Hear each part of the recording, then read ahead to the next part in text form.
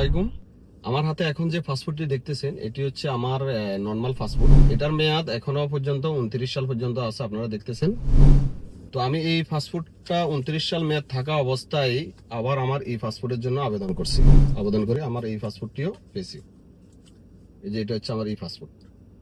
তো এই পাসপোর্টটি আমি কিভাবে বানাইছি, আমার পুরানো পাসপোর্টের আরো 4 বছর মেয়াদ আছে, তা সত্ত্বেও আমি আবার নতুন করে এই পাসপোর্টের আবেদন করছি। এখানে মূলত এখনো কিন্তু তারা যাদের পুরানো পাসপোর্টের মেয়াদ আছে তাদেরকে ই পাসপোর্ট দিতেছে না। তো সেই ক্ষেত্রে আপনারা একটা কৌশল অবলম্বন করতে পারেন।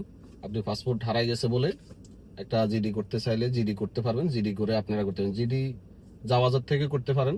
যদি সরাসরি যাইতে না পারেন আমাদেরকে বলবেন। আমাদের অফিস হচ্ছে ইয়ামু হান্নান মার্কেট 13 নম্বর অফিস।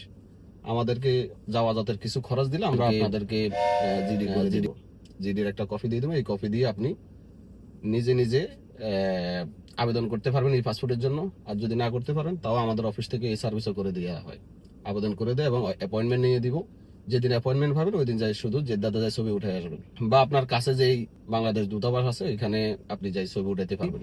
তার জন্য আমাদের অফিসে আসবেন। আমাদের অফিস হচ্ছে ইয়াম্বা হান্নান মার্কেট 13 নম্বর অফিস। আমাদের অফিসে আসলে জাওয়াজাতের যত রকমের খেদমা আছে, মুক্তামামলের যত রকমের খেদমা আছে, সকল রকমের খেদমা সার্ভিস আছে।